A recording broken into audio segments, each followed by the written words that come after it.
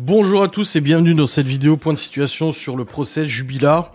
Encore une fois, merci pour toutes les vues, les abonnements, etc. Et on va aujourd'hui du coup retranscrire, enfin je vous ai retranscrit, et je vais vous lire du coup toutes mes notes du procès depuis hier à 14h, donc 7 octobre à 14h jusqu'à aujourd'hui à midi. L'audience a été suspendue il y a 10 minutes, ça fait à peine 10 minutes que j'ai fini mes notes, que j'ai lancé l'enregistrement de la vidéo. J'ai même pas terminé mon sandwich. J'ai tout de suite lancé l'enregistrement. Alors on y va, hier après-midi, donc hier matin, je vous avais déjà lu, la vidéo précédente est disponible sur la chaîne YouTube bien sûr, et hier après-midi, une collègue de Delphine vient témoigner à la barre. Une aide-soignante de 56 ans, avec qui travaillait Delphine. Elles étaient binômes dans le jargon médical. Elle a travaillé de nuit avec Delphine pendant quelques années. Une collègue très investie selon elle dans son travail, beaucoup d'empathie, souriante et agréable. Émue, elle continue que c'est quelqu'un avec qui elle avait beaucoup d'affinités. Ils ont travaillé 10 ans ensemble, jamais un mot plus haut que l'autre, elle adorait ses enfants. Delphine n'aurait jamais abandonné ses enfants selon elle. Cette témoin ne savait pas que Delphine comptait divorcer. La période Covid étant difficile, ils étaient surtout axés sur le travail. Delphine avait fait des démarches pour travailler en intérim pour faire quelques journées ou nuits en intérim de plus, car sa collègue faisait déjà cela. Elle voulait travailler plus pour gagner plus, elle avait besoin d'argent pour la vie quotidienne et semblait avoir quelques soucis financiers. La témoin voit Delphine pour la dernière fois dans la nuit du 10 au 11 décembre avant que la disparue ne soit en congé. Elle confirme qu'elle portait des lunettes, ça lui arrivait de les enlever mais les remettait pour travailler sur l'ordinateur la nuit. Elle confirme aussi que Delphine portait des lentilles, mais pas toujours. Pour elle, les lunettes avaient des branches roses et parfois une branche s'enlevait et elle la remettait. Une photo des lunettes est projetée, mais la témoin explique qu'après tout ce temps, c'est très compliqué de se souvenir. Elle termine sa déclaration en expliquant qu'elle espère que la vérité sera donnée pour les enfants. C'était quelqu'un de formidable, une très bonne collègue, une petite sœur qu'elle aimait beaucoup pour elle. L'avocat général lui demande si elle avait trouvé Delphine différente. Elle explique qu'elle avait beaucoup maigri, elle parlait moins de ses enfants, et souvent le soir, Cédric l'appelait en visio et elle voyait donc leur fils Louis. Ils échangeaient quelques mots, faisaient coucou à la caméra. Vers la fin avant la disparition, elle note que Delphine a été davantage sur son téléphone. Dans son audition, la témoin avait même dit qu'elle était euphorique, un petit peu plus confirme aujourd'hui cette dernière. Il est question de sa déclaration lors de la prise de parole du procureur.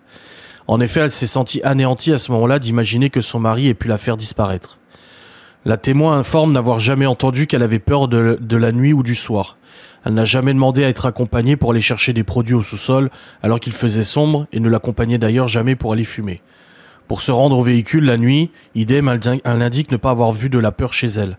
C'est pas très rassurant, certes, mais pas de peur. Il est fait état de la voiture de Delphine par cette témoin, une voiture en bordel sale.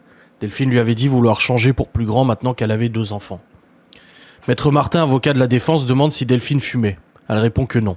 Il est révélé aussi que la témoin parlait de Delphine à l'imparfait dans ses dispositions. Elle explique qu'elle ne pouvait pas imaginer qu'elle soit partie de son plein gré, il lui était forcément arrivé malheur. Pour la témoin, Delphine portait une doudoune claire les jours avant la disparition, la même que Cédric avait décrit la nuit où elle a disparu. De plus, elle informe ne jamais avoir vu de traces suspectes sur son corps. Elle a vu Cédric quelques fois, avait un peu de mal avec lui, mais il s'occupait de ses enfants et n'a jamais eu de soucis particuliers avec ce dernier. Au départ, elle pensait pas que c'était Cédric le coupable. Puis en voyant tout ce qu'il se disait dans la presse, forcément, elle se posait des questions. Cependant, aujourd'hui, elle ne veut pas affirmer qu'il est coupable, car au final, il n'y a pas plus d'éléments que ça. On ne peut pas savoir, mais elle n'aurait en tout cas jamais abandonné ses enfants. Une deuxième collègue est appelée à témoigner à la barre. Elle a 33 ans, le même âge que Delphine quand elle a disparu. Elle a commencé à travailler avec elle en 2018. Elle décrit Delphine comme quelqu'un de rayonnant, patiente avec les patients. Elle parlait ensemble de tout, surtout des enfants et quelques bribes de sa vie de couple, mais surtout les enfants et le travail. Elle a vu Delphine la dernière fois dans la nuit du 10 au 11 décembre avant qu'elle ne soit en congé. Elles avaient même un groupe de discussion pour organiser un repas de Noël entre collègues. D'ailleurs, ce jour-là, Delphine est allée chercher une carte cadeau à la clinique Claude Bernard d'Albi. Cette témoin confirme que Delphine portait des lunettes au travail. Concernant les lentilles, elle précise que non. Elle confirme que les lunettes ne tenaient pas bien. Face à la photo des lunettes, la témoin affirme qu'elles n'étaient pas cassées autant que ça lorsque Delphine travaillait avec elle. Lors de son audition avec les gendarmes, cette témoin parle d'une marche silencieuse en hommage à Delphine au mois de juin. Elle a été très heurtée par les propos tenus. Cédric était là. Il a dit qu'il ne comprenait pas qu'on pouvait dépenser autant d'argent dans une banderole. Cédric, ce jour-là, a aussi menacé un journaliste en lui disant qu'il va venir étouffer comme l'autre. Elle note aussi qu'il ne s'occupait pas bien de son fils ce jour-là. Aujourd'hui, devant la présidente du tribunal, elle dit ne se souvenir du fait qu'il ne faisait pas attention à son fils.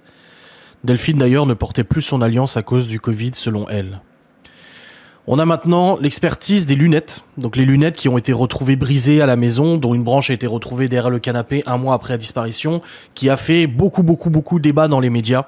Et maintenant, on va voir ce qui va en être. Un homme de 47 ans, enquêteur technique par la direction de l'armement, a analysé les lunettes de Delphine retrouvées cassées en plusieurs morceaux. Il a été saisi pour expliquer comment les lunettes ont pu être cassées. Avec une monture équivalente, il a fait des tests en labo pour quantifier l'énergie nécessaire pour briser les lunettes de la même manière. Sur la paire de lunettes d'origine, on constate 2 choses. Un endommagement préalable, une rupture du cercle droit qui maintient le verre. La rupture est inférieure et une trace de colle montre qu'elles ont été réparées. À l'endroit de la branche gauche, il y a aussi un éclat de verre qui a disparu. Sur la face interne, on voit beaucoup de dommages. La charnière gauche est rompue. Ça peut expliquer que la branche avait du mal à tenir. La lame métallique légèrement déformée et ça peut expliquer l'éclat sur la monture. Les 2 verres sont très abîmés, de nombreuses rayures pour le verre droit et le verre gauche, lui, est carrément entaillé. L'expert est formel, il faut un effort dynamique pour casser une paire de lunettes comme celle de Delphine.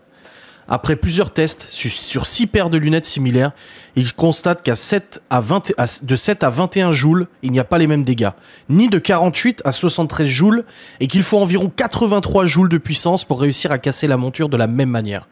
Ça correspond à une chute d'une masse de 5 kg, d'une hauteur de 1,6 m ou 2 kg à 32 km/h. Sur les lunettes de Delphine, les branches se déclipsent sans effort. Sur une monture neuve, il faut environ 1,2 kg de force pour les retirer. Selon l'expert, pour les briser, il faudrait un équivalent d'un point, d'un pied ou d'un objet similaire de 9 cm environ. Ça peut être aussi du mobilier ou un élément fixe, mais c'est pas du tout compatible avec une simple chute au sol des lunettes sans son porteur. De s'asseoir dessus, de marcher dessus, ou l'action même d'un enfant. Les lunettes comme retrouvées ne sont plus utilisables dans l'état. Une expérience a lieu au tribunal, l'expert tord une règle en plastique qui ne cède pas et reprend sa forme d'origine. Cependant, avec une action plus violente, soudaine et dynamique, elle se brise. À la demande des avocats des parties civiles, l'expert est amené à détailler son analyse. Il est précisé que donner un coup de pied dans la monture non portée n'aurait pas pu les briser de cette manière. Il faut une surface solide derrière. Selon l'expert, cela correspond parfaitement à un coup de poing ou une force extérieure vers l'intérieur. Ou alors un objet lancé dans le style d'un vase, d'un cendrier ou d'une pièce en cristal. Moi je me demande juste si tel était le cas, si Cédric avait donné un coup de poing, il y aurait eu des traces ou quelque chose quand même sur les mains. Donc à voir après pour le médecin légiste. Maître Martin de la Défense demande si l'éclat de la monture et la déformation sont antérieurs. C'est bien le cas selon l'expert. Une photo de reconstitution avec les lunettes cassées est projetée. L'avocat de la Défense affirme que pourtant, elles tiennent bien en place sur la tête du gendarme. L'expert précise que dès qu'on les touche, elles tombent d'elles-mêmes. Maître Franck précise donc, comme quand on est assis devant un ordinateur ou en lecture, elles peuvent tenir. L'avocat fait confirmer à l'expert que les traces de rayures sur les lunettes peuvent provenir d'un frottement contre le sol. Il est possible que l'état des lunettes soit la conséquence de plusieurs phénomènes et non pas qu'un seul. Maître Franck demande si une personne qui pèse 55 kg descend une marche de 17 cm et chute, ça donnerait quoi en termes de puissance? L'expert répond environ 10-15 joules et ajoute qu'il ne sait pas où veulent en venir les avocats. Maître Franck tranche, selon elle, cela représente 93 joules. L'expert note que la descente d'une marche n'est pas assez dynamique ou d'un canapé pour arriver à une telle énergie. Cédric est maintenant appelé à s'exprimer. À la demande, il confirme que sa femme portait bien des lunettes, mais aussi des lentilles. Depuis qu'elle avait cassé ses lunettes, elle portait plus souvent ses lentilles. Il ne sait pas si ce sont des lentilles jetables. Une photo de la boîte de lunettes est projetée dans la salle. La présidente demande si Cédric les a déjà vues. Il répond oui, mais les a jamais ouvertes. La présidente insiste sur le fait que Delphine remettait ses lunettes le soir après la douche et non les lentilles. Cédric dit que ça dépend à quelle heure elle allait prendre sa douche. Il est demandé à Cédric si Delphine portait ses lunettes le soir du 15 décembre. Il répond qu'il ne se souvient pas. Il ne sait même pas si elle est allée se doucher ce soir-là ou non. Cependant, lors de l'audition et de l'enquête, Cédric avait affirmé l'inverse. Il explique alors qu'aujourd'hui, il ne se souvient plus. Lors du câlin dans le lit avec Louis, il ne se souvient pas non plus si elle portait ses lunettes. Louis, lui, avait affirmé que si. Cédric répond alors peut-être que oui. Il est demandé comment ses lunettes se sont retrouvées dans cet état. Il explique que la petite les a fait tomber plusieurs fois, mais ne se souvient pas plus car ce ne sont pas ses lunettes à lui. Il sait juste qu'elles se disloquaient et que le verre tenait plus. Une branche est d'ailleurs retrouvée derrière le canapé début janvier 2021. Cédric explique alors ne pas savoir pourquoi. Il est interrogé sur les propos qu'il aurait tenus à l'encontre du journaliste rapporté par la collègue de Delphine. Il dit alors qu'il en a marre qu'on lui attribue des propos qu'il n'a pas tenus. Il dit avoir été content qu'une marche soit organisée et ne voit pas pourquoi il aurait dit ça. La présidente ajoute qu'il n'a pas l'air de vouloir répondre aux questions. Cédric rétorque que quand il sait quelque chose, il le dit. Quand il ne sait pas, il ne sait pas. Cédric indique avoir récupéré les clés de voiture de Delphine dans son manteau quand les gendarmes les ont demandées. L'avocat général précise quand même toutefois qu'en garde à vue, il a dit les avoir chargées sur le bar dans le bric-à-brac. Il explique alors s'être sûrement trompé. Il est demandé à qui a posé les lunettes sur le bar. Il dit simplement que ce ne sont pas les siennes. Selon lui, c'est sa femme. L'avocat lui demande alors pourquoi Delphine n'aurait pas récupéré les branches derrière le canapé. Cédric répond qu'elle les aurait peut-être pas récupérées tout de suite. L'avocat émet alors l'hypothèse d'une dispute vue par Delphine. En poignade, lunettes se cassent et tombent et ensuite chaque partie se couche de son côté et que le lendemain Cédric découvre la disparition. Cédric répond alors que non, cette hypothèse est fausse. L'avocat général relève que Cédric est le seul à affirmer que les lunettes étaient déjà cassées. Cédric suppose que Delphine les a fait tomber en se levant du canapé, puis les a posées sur le bar. Maître Decaune demande alors à Cédric si Delphine aurait pu sortir en pleine nuit, sans lunettes dans le froid. Cédric répond que oui, c'est possible. Maître Batic revient sur les chiens. Il demande si Delphine sortait souvent les chiens le soir. Cédric répond que non, probablement pas, vu qu'il y avait des crottes dans le garage. Il explique aussi qu'elle était sur le canapé quand il lui a demandé de sortir les chiens devant la télé. L'avocat demande si elle portait à ce moment-là ses lunettes. Cédric ne répond ne pas s'en souvenir. L'avocat indique que Louis avait dit que si. Ment-il? Cédric répond probablement pas. Maître Boguet demande la photo d'une salle de bain en travaux inutilisables. Pour arriver à l'autre salle de bain utilisable, il faut traverser la chambre de Cédric, alors qu'il dormait. Des boîtes de lentilles ont été retrouvées dans la salle de bain. L'avocat est surpris que si Delphine serait allée chercher ses lentilles, il ne l'ait pas vu passer dans la chambre. Cédric répond alors que Louis est venu se brosser les dents et pourtant il ne l'a pas entendu. Maître Franck soulève une difficulté. Le petit Louis indique que sa mère portait tout le temps des lentilles dans des petits ronds sur le plan de travail à droite du vasque. Or, l'étui n'a jamais été retrouvé et aurait pu être dans le sac à main par exemple. Elle demande à Cédric s'il confirme les propos de son fils au sujet des lentilles.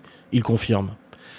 Nous avons maintenant un gros point important, c'est le major de gendarmerie qui a été en charge du coup des fadettes et de la saisie des écoutes téléphoniques. Comme dit précédemment, les avocats du coup avaient dénoncé des falsifications de documents et la présence de l'amant dans les environs de Cagnac-les-Mines.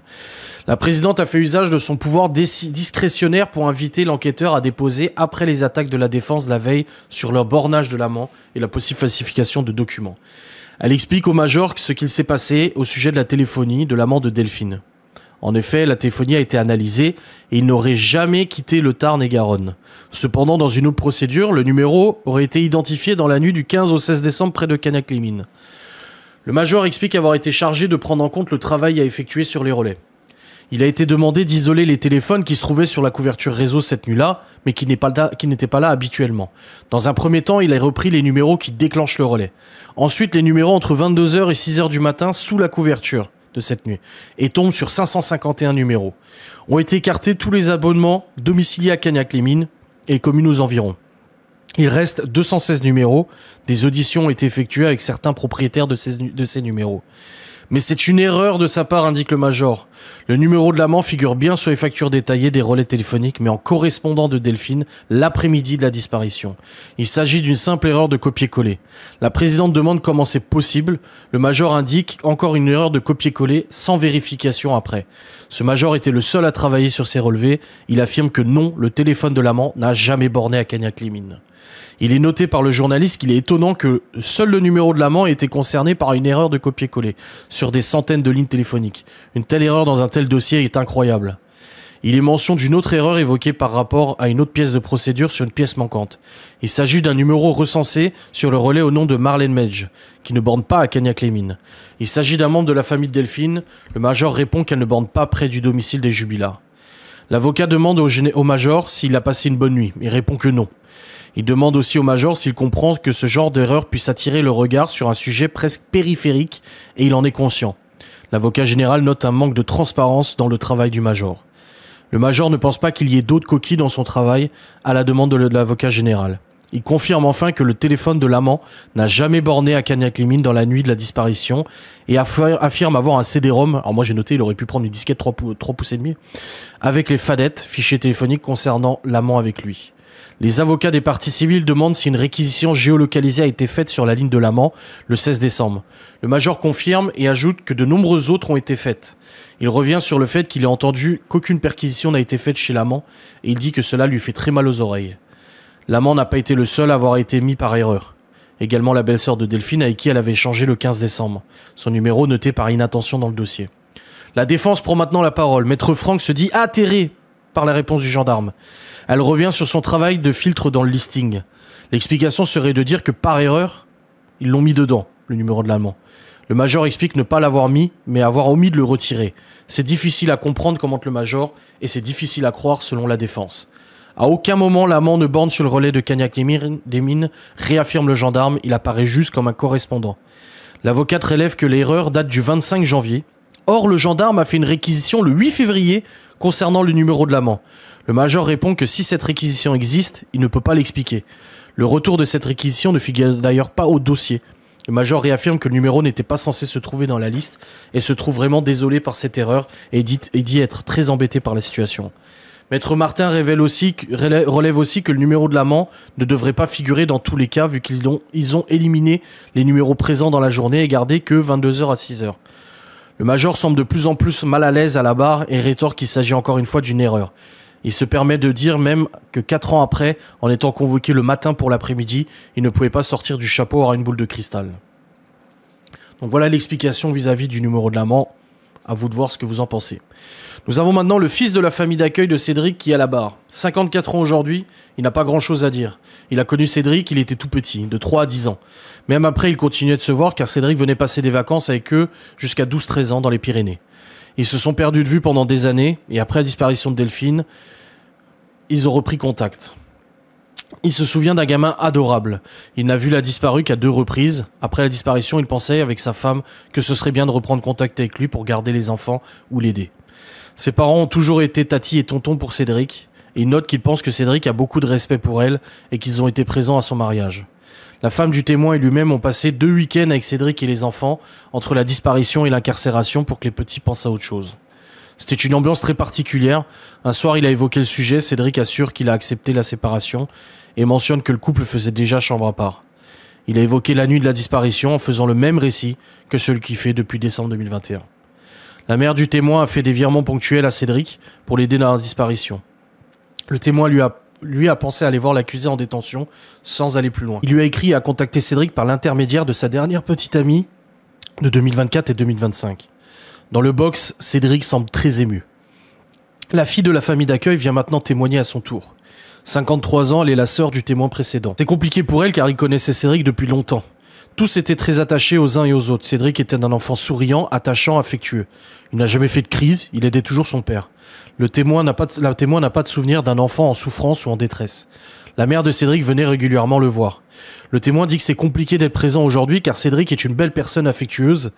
Et pour elle, c'est impensable qu'il ait pu planifier une telle chose, être méchant. Ce n'est pas le Cédric qu'elle connaissait. Elle a repris contact avec lui après la disparition. Elle pensait qu'il avait fait une bêtise et que Delphine reviendrait. Elle dit beaucoup aimer Cédric. Maître Franck demande si la témoin est allée voir Cédric après la disparition. Elle répond que non, c'est lui qui allait les voir dans les Pyrénées. L'avocat demande si Cédric parlait à l'imparfait de sa femme disparue. Elle réplique qu'elle ne savait pas trop comment aborder le sujet et ne voulait pas vraiment l'aborder. Puis un soir, c'est venu tout seul et il parlait d'elle au présent. Cédric lui aurait dit qu'il était navré, qu'il aurait aimé que ça n'arrive pas là. Qu'il n'y avait pas eu de rupture de communication car il avait profondément aimé Delphine même s'il savait que leur vie de couple était terminée. Il a aussi dit qu'il aurait aimé rester suffisamment proche d'elle pour qu'elle puisse lui faire confiance. Qu'elle puisse se confier à lui si besoin. Cédric avait l'air ému. Cédric sourit maintenant dans le box des accusés. L'audience est suspendue avec l'information que la dernière petite amie qui a défrayé les médias dernièrement ne pourra pas venir témoigner en personne après avis médical mais témoignera en visioconférence jeudi. Nous avons maintenant l'audience de ce matin, donc du 8 octobre, là, qui s'est terminée une demi-heure, avec la mère de Cédric qui est venue témoigner à la barre. Habillé d'un ensemble en costume bleu et une chemise blanche, il lui est mis à disposition une chaise en cas de besoin car le témoignage devrait durer longtemps. La mère de l'accusé est maintenant partie civile dans le dossier. Elle ne prête donc pas serment contrairement aux autres témoins. Cette dernière affirme n'avoir jamais abandonné son fils. Elle s'est retrouvée à la rue et dans le but de le protéger, elle a simplement demandé de l'aide. C'est à ce moment-là que Cédric a été placé en famille d'accueil entre 3 et 7 ans. Elle avait 16 ans et demi quand il est né. Elle-même avait été placée dans son enfance. Cédric n'a pas eu de relation avec son père biologique avant ses 13 ans. Cet homme l'avait pourtant reconnue à ses 1 an, et elle explique que le père avait fait cette démarche pour la reconquérir tout simplement. Elle fera donc des démarches pour le retrouver, et Cédric et son père se sont vus 2 ou 3 fois. Le père assure que la témoin a tenté de faire obstacle à son droit de visite. Elle nie en bloc. Elle dit qu'elle n'avait aucun intérêt à empêcher un père de voir son fils. Cédric a été placé à 2 reprises, à 3 ans et à 12 ans. La présidente demande quelles difficultés a-t-il pu rencontrer. La mère de Cédric répond que c'est compliqué d'en parler. Elle a toujours ressenti de la culpabilité de ne pas avoir été capable de s'en occuper. Bien qu'elle ait fait des choses pour le mettre à l'abri, Cédric lui en a jamais fait de reproches. Il est demandé si Cédric a été victime de violences par son beau-père. Sa mère explique que quand il est revenu à la maison, elle venait d'avoir son petit frère. Elle était beaucoup moins disponible pour lui. Elle se sentait donc coupable de le laisser tout faire ce qu'il voulait. Il a eu des soucis de comportement et elle a baissé les bras. Le beau-père a pu être vindicatif, mais le terme violent ne lui convient pas. Il a pu corriger Cédric quelques fois et elle confirme ne pas avoir réagi avec regret. Par exemple, quand ils ont découvert que Cédric fumait au collège, ils sont allés acheter un paquet de gitane et lui ont fait fumer tout le paquet l'après-midi pour lui faire passer l'envie de fumer. Elle évoque aussi une baffe quand il fait des bêtises. La présidente rassure que le comportement que Cédric a pu avoir avec ses propres enfants n'en font pas de lui un meurtrier. Mais il est important de rappeler ce qu'il a pu vivre. Nadine Jubilard est encore mariée à cet homme, Olivier, qui sera entendu plus tard. Elle explique cependant qu'ils sont en colocation car leur couple est presque mort. La présidente veut savoir si son conjoint a été violent avec elle ou ses enfants. En 98, elle s'était déjà séparée de lui pour violence. Nadine reste muette ou presque. Difficilement, elle explique que Cédric était une pile électrique, toujours sur le qui-vive, toujours à bouger. Entouré de beaucoup d'amis, il sortait énormément. Avant sa rencontre avec Delphine, il sortait beaucoup. Pour ses 18 ans, une quinzaine de copains étaient même venus à la maison.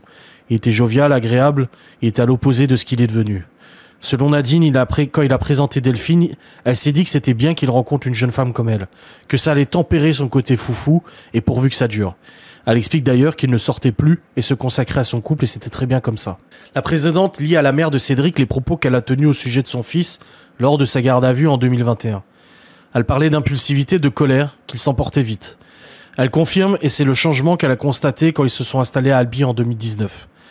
Elle a constaté qu'il était impulsif, qu'il vrillait, mais il n'a jamais levé la main sur elle. Cédric est fermé dans son box et regarde sa mère attentivement. Il fallait toujours qu'il ait raison, même si on lui prouvait A plus B qu'il avait tort, il devait toujours avoir le dernier mot. Son caractère peut se justifier par sa consommation de stupéfiants, dit-elle. Quand on est en manque, à un moment donné, on est sur les nerfs, on supporte rien, on s'emporte vite. Avec lui, elle ne parle pas de changement de comportement. Il est majeur, elle ne peut rien dire. Il y a des sujets qu'elle ne veut pas engager avec lui, même si elle lui signifiait sa consommation de drogue. Lorsque Nadine et son conjoint ont emménagé en 2019 à Albi, elle ne voit pas très souvent son fils. Elle voit Delphine pour la dernière fois en mai 2020 pour l'anniversaire de la petite. Elle explique ce peu de contact par le fait que Delphine travaillait la nuit, elle le jour. Le week-end, quand elle bossait de nuit, Cédric venait avec les enfants pour la laisser dormir tranquillement. Elle n'était pas une belle-mère intrusive, elle ne voulait pas y aller tous les jours. Ils avaient leur vie, elle avait la sienne. Sa fille était ado et elle avait du boulot et ses soucis de couple. Elle ne voulait pas s'immiscer dans le couple de Cédric et Delphine. À l'été 2020, Cédric ne travaillait pas. Il venait voir le café chez elle à Carmaux. Il venait déjeuner tous les dimanches avec les petits. Elle décrit Delphine comme une femme douce, timide, réservée, jamais un mot plus haut que l'autre, aimante envers ses enfants, et elle ne peut pas dire le contraire. Une personne qu'elle aime énormément, elle reprend au présent après avoir utilisé un parfait. Durant l'enquête, elle la décrivait comme un petit chat. À cet été, Cédric annonce que Delphine veut divorcer. Elle dit que Cédric ne voulait pas perdre la maison et le terrain. Il leur propose d'être locataire. Donc c'est les parents de Cédric. Pendant 1 mois, il revient avec cette idée à la charge. Après avoir longuement discuté avec son mari, ils ont décidé de ne pas le faire. Cédric voulait construire un studio au sous-sol, mais elle ne l'a pas cru car ça faisait 6 ans que la maison n'avait pas bougé. D'un côté, Cédric parlait d'acheter du matériel pour la maison, et de l'autre, Delphine disait qu'elle ne voulait plus de cette maison et de cette vie. C'était très ambivalent. Elle n'a jamais abordé le sujet du divorce avec Delphine. Elle était la mère de l'homme dont elle comptait se séparer. Elle voulait pas qu'elle prenne sa démarche dans le mauvais sens du terme. Au début, elle n'a pas compris pourquoi elle voulait divorcer, mais elle a dit à son fils qu'il n'avait pas le choix et doit l'accepter. Elle a essayé de l'aider, elle a pris rendez-vous chez l'avocate, elle a essayé de l'accompagner au mieux comme elle le pouvait dans cette fin de mariage. Au début, elle a dit que Cédric n'était pas d'accord, mais à force de le travailler, oui. Il n'avait de toute façon pas le choix. Au fond de lui, il n'a jamais accepté, explique Nadine. Tout ce qu'il a fait transparaître, c'était le contraire. Nadine a dit aux enquêteurs qu'en septembre-octobre, Cédric était en boucle à ce sujet. Elle n'a jamais nié que son fils aimait Delphine et ne dira jamais le contraire. Mais les derniers mois, il l'aimait mais avait accepté qu'elle veuille divorcer. Pour Cédric, perdre la maison était de perdre un statut social, un statut de couple, un statut d'homme. Elle confirme qu'il faisait chambre à part depuis quelques mois avant disparition. Cependant, en audition, elle dit que 10 jours avant disparition, il reparlait toujours de la même chose, qu'il ne voulait pas divorcer, qu'il l'aimait. Nadine affirme aussi qu'il avait quand même peut-être accepté l'idée parce qu'il n'avait plus le choix. Concernant l'amant, un jour en septembre 2020, Cédric est venu chez elle et lui a dit « Je crois que Delphine me prend pour un con ». Louis m'a dit qu'il avait fait une visio avec le copain de maman et j'en ai parlé à Delphine, elle m'a dit que c'était son frère. La mère de l'accusé ne creusera pas plus l'information. Elle affirme qu'il ne comprenait pas pourquoi elle mettait Elia chez la nounou ou à la crèche alors qu'elle ne travaillait pas. Il lui parlait de certaines choses mais elle cherchait pas à en savoir plus car elle ne voulait pas être intrusive. Elle s'inquiétait surtout de l'état de son fils, déprimé, triste. Elle essayait d'être compatissante. Cédric raconte à sa mère que Delphine a fait un voyage pour aller voir une voiture le 12 décembre. Quelques jours avant la disparition, sur le relevé de banque apparaissaient des paiements d'autoroute de Montauban, retrace Nadine. Elle lui a expliqué que ce n'était pas logique, en partant de Albi, de passer par Montauban. Cédric trouvait ça lui normal, et c'est à ce moment-là que Nadine a commencé à se dire qu'elle avait peut-être rencontré quelqu'un.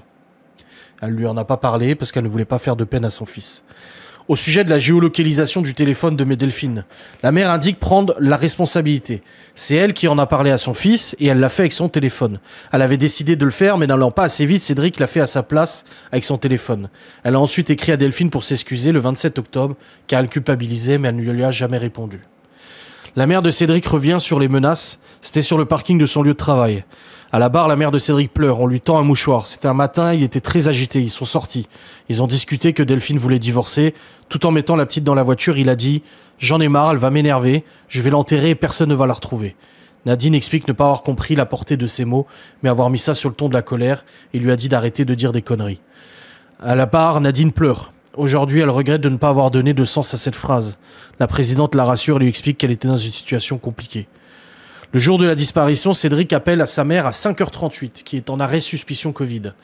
Il la rappelle de nouveau et lui ordonne de monter à la maison. Elle arrive au domicile vers 9h. Cédric est là, les enfants sont au lit. Elle le trouve très agité et lui dit que Delphine a disparu. Elle répondra n'importe quoi et Cédric lui demande de gérer les enfants pendant qu'il va à la gendarmerie. Elle écrit alors à son mari pour l'expliquer et tient à faire une précision à la barre. Elle disait être passionnée d'affaires de faits divers et en regardait beaucoup. Du coup, son mari lui a dit « Tu en penses quoi en tant qu'experte ?» Et elle répond pas au téléphone. À mon avis, elle veut se dédouaner du fait qu'elle ait dit ça, que non, elle n'a rien à voir avec ça. Le 16 décembre, elle reste au domicile de son fils et sa belle-fille jusqu'à 11h du matin. Elle emmène ensuite les enfants à Carmaux pour pas qu'ils assistent à une perquisition de la gendarmerie. Il est demandé à Nadine si elle a lancé une machine à laver avant de partir. Elle rigole en disant que non, elle n'a pas touché à cette machine. Elle a juste soulevé la couette pour prendre le linge sur étendoir. Elle ne se souvient pas si la couette était mouillée ou pas. Elle déclare aux enquêteurs qu'au vu de ce que Louis a raconté, on peut tout imaginer, rappelle la présidente.